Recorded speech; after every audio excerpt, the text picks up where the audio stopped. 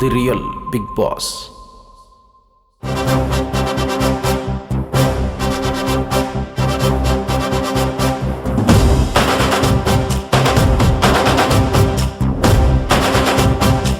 ಉಡುಪಿ ಚಿಕ್ಕಮಗಳೂರು ಕ್ಷೇತ್ರದ ವ್ಯಾಪ್ತಿಯಲ್ಲಿನ ಚಿಕ್ಕಮಗಳೂರು ವಿಧಾನಸಭಾ ಕ್ಷೇತ್ರದ ಶಾಸಕರಾದ ಸಿಟಿ ರವಿ ಅವರೇ ನಮ್ಮ ಲೀಡರ್.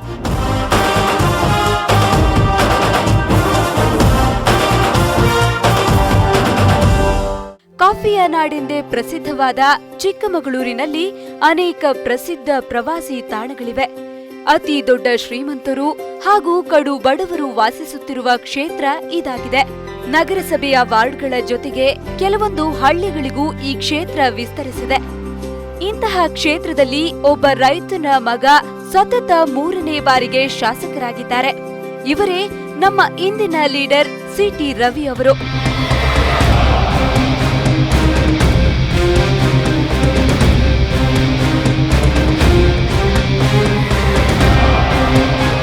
ರವಿ ಅವರು ಮೂಲತಃ ಆಲ್ದೂರು ಸಮೀಪದ ಚಿಕ್ಕಮಾಗ್ರಹಳ್ಳಿ ಊರಿನವರು.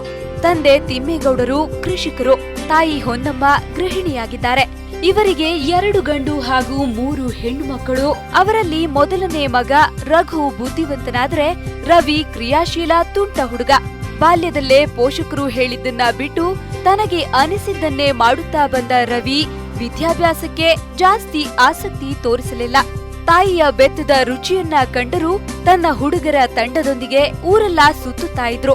ತನ್ನ ಸ್ನೇಹಿತರ ಜೊತೆ ಸೇರಿ ಕೆರೆಯಲ್ಲಿ ಈಜುವುದು, ಬಾವಿಗೆ ಡೈ ಹೊಡೆಯುವುದು, ಹಣ್ಣಿನ ತೋಟಗಳಿಗೆ ನುಗ್ಗಿ ಹಣ್ಣುಗಳನ್ನ ಕದಿಯುವುದು, ಮಾಲೀಕರಿಂದ ಹಾಗೂ ಪೋಷಕರಿಂದ ಪೆಟ್ಟು ತಿನ್ನುವುದು ಸರ್ವೇ ಸಾಮಾನ್ಯವಾಗಿತ್ತು.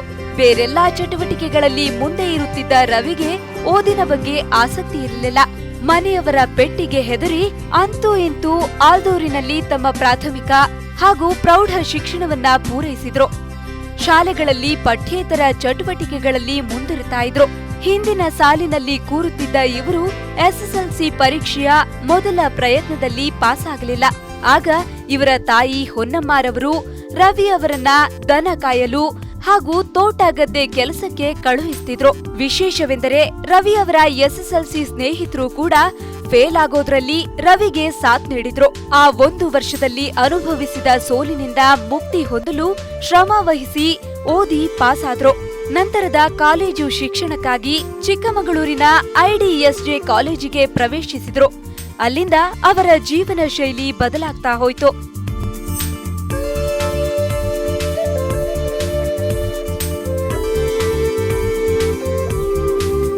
ಹೈಸ್ಕೂಲಿನಲ್ಲೇ ರವಿ ಕಮ್ಯುನಿಸ್ಟ್ ಹಾಗೂ ರೈತಪರ ಹೋರಾಟಗಳಿಂದ ಪ್ರಭಾವಿತರಾಗಿದ್ರು.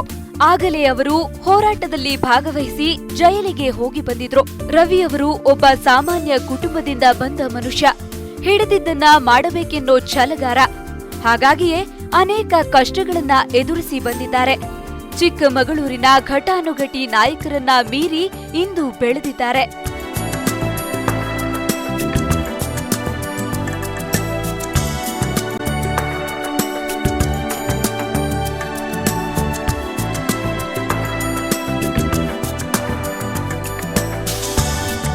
ಕಾಲೇಜು ದಿನಗಳಲ್ಲಿ ರವಿ ಅವರು ಕಮ್ಯುನಿಸ್ಟ್ ನಾಯಕರಾಗಿದ್ದ ಬಿಕೆ ಸುಂದರೇಶರವರ ಪ್ರಭಾವಕ್ಕೆ ಒಳಗಾಗಿದ್ರು.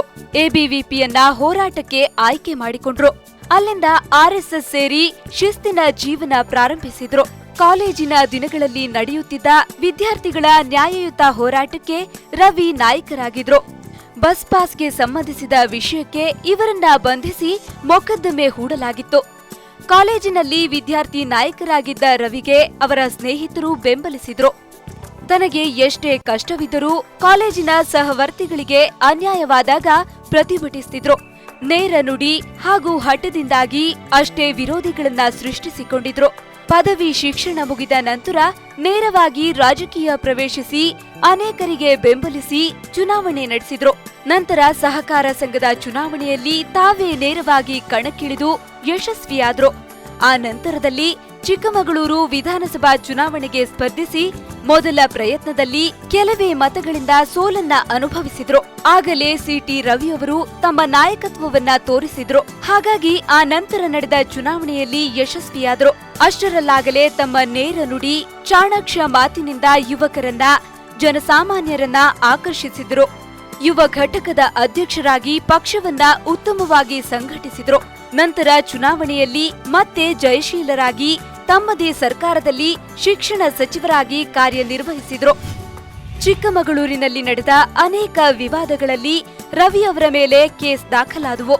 ಯಾವುದಕ್ಕೂ ಧೃತಿಗೆಡದೆ ಯಾರ ಹಿಂಬಾಲಕರೂ ಆಗದೆ ಪಕ್ಷದ ಹಿಂಬಾಲಕರಾಗಿ ಬೆಳೆಯುತ್ತಿದ್ದಾರೆ.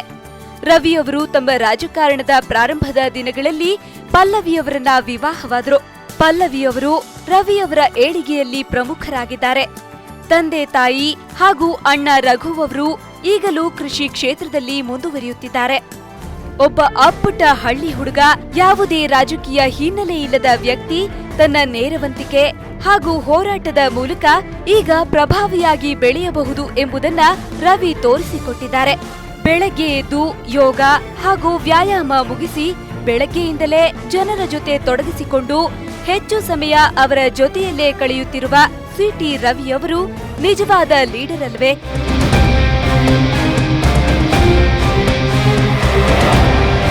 ಸಿಟಿ ರವಿಯವರು ಒಬ್ಬ ಸರಳ ವ್ಯಕ್ತಿ, ಅದ್ಭುತ ಮಾತುಗಾರ, ಹೋರಾಟವನ್ನ ಜೀವನದಲ್ಲಿ ಅಳವಡಿಸಿಕೊಂಡವರು.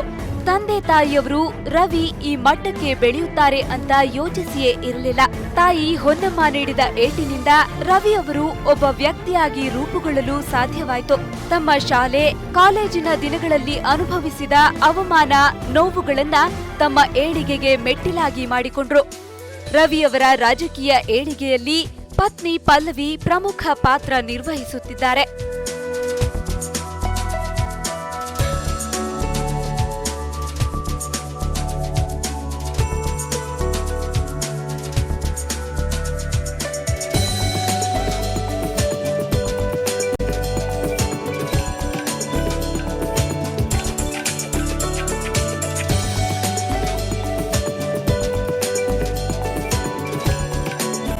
ಪಲ್ಲವಿಯವರು ರವಿ ಅವರಿಗೆ ಸದಾ ರಾಜಕಾರಣದಲ್ಲಿ ಸಹಕರಿಸುತ್ತಾರೆ. ರವಿ ಅವರು ಕ್ಷೇತ್ರದಲ್ಲಿ ಇಲ್ಲದ ಸಂದರ್ಭದಲ್ಲಿ ಪಲ್ಲವಿಯವರೇ ಎಲ್ಲಾ ಕಾರ್ಯಗಳನ್ನ ನಿಭಾಯಿಸುತ್ತಾರೆ. ಪಲ್ಲವಿಯವರು ಕೂಡ ಸದಾ ಚಟುವಟಿಕೆಯಿಂದಲೇ ಇರೋ ಮಲೆನಾಡಿನ ಗೃಹಿಣಿ. ತಮ್ಮ ಇಬ್ಬರು ಮಕ್ಕಳಾದ ಸಾರ್ಥಕ್ ಸೂರ್ಯ ಹಾಗೂ ಸಮರ್ಥ ಸೂರ್ಯರೊಂದಿಗೆ ಚಿಕ್ಕಮಗಳೂರಿನಲ್ಲಿ ವಾಸಿಸುತ್ತಿದ್ದಾರೆ. ಪತಿಯ ಬೆಳವಣಿಗೆಯಲ್ಲಿ ಸಂತೋಷವನ್ನ ಕಾಣುತ್ತಿದ್ದಾರೆ. ಮನೆಯ ಸಂಪೂರ್ಣ ಜವಾಬ್ದಾರಿಯನ್ನ ಪಲ್ಲವಿಯವರೇ ನಿಭಾಯಿಸುತ್ತಾರೆ. ತನ್ನ ಪತಿ ರಾಜ್ಯ ಮಟ್ಟದಲ್ಲಿ ಈಗ ರಾಷ್ಟ್ರೀಯ ನಾಯಕರ ಜೊತೆಯಲ್ಲೂ ಬೆಳೆಯುತ್ತಿರೋದಕ್ಕೆ ಸಂತೋಷ ವ್ಯಕ್ತಪಡಿಸುತ್ತಾರೆ. ತಂದೆ ತಿಮ್ಮಪ್ಪ ಗೌಡರು, ತಾಯಿ ಹೊನ್ನಮ್ಮ ಈಗಲೂ ಅದೇ ರೀತಿಯ ಸರಳ ವ್ಯಕ್ತಿತ್ವದೊಂದಿಗೆ ಹಳ್ಳಿಯಲ್ಲಿ ಜೀವನ ಸಾಗಿಸುತ್ತಿದ್ದಾರೆ.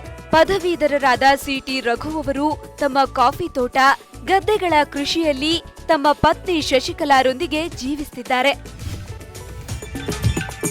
ಸಿಟಿ ರವಿಯವರು ತಾವು ಬೆಳೆದು ಬಂದ ರೀತಿ ಮರೆಯದೆ ಮುಂದಿನ ಅಭಿವೃದ್ಧಿಯೆಡೆಗೆ ಚಿಂತಿಸುತ್ತಿದ್ದಾರೆ. 3 ಬಾರಿ ಚಿಕ್ಕಮಗಳೂರು ಕ್ಷೇತ್ರವನ್ನ ಪ್ರತಿನಿಧಿಸಿರುವ ರವಿಯವರು ಅನೇಕ ಅಭಿವೃದ್ಧಿ ಕಾರ್ಯಗಳನ್ನ ಮಾಡಿದ್ದಾರೆ. ಇನ್ನು ಅನೇಕ ಕಾರ್ಯಗಳ ಕನಸನ್ನು ಕಾಫಿಯ ನಾಡಿಗಾಗಿ ಹೊಂದಿದ್ದಾರೆ. ಒಬ್ಬ ಸಾಮಾನ್ಯ ಯುವಕ ಇಂದು ರಾಜಕಾರಣದಲ್ಲಿ ಬೆಳೆದು ಪ್ರಭಾವಿಯಾಗಿರುವುದೆಂದರೆ ಸಾಮಾನ್ಯದ ಸಾಧನೆಯಲ್ಲ.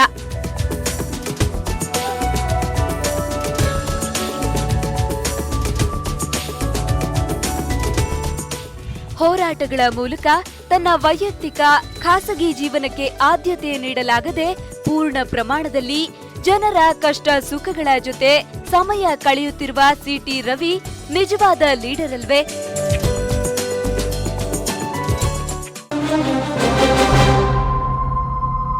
The Real Big Boss.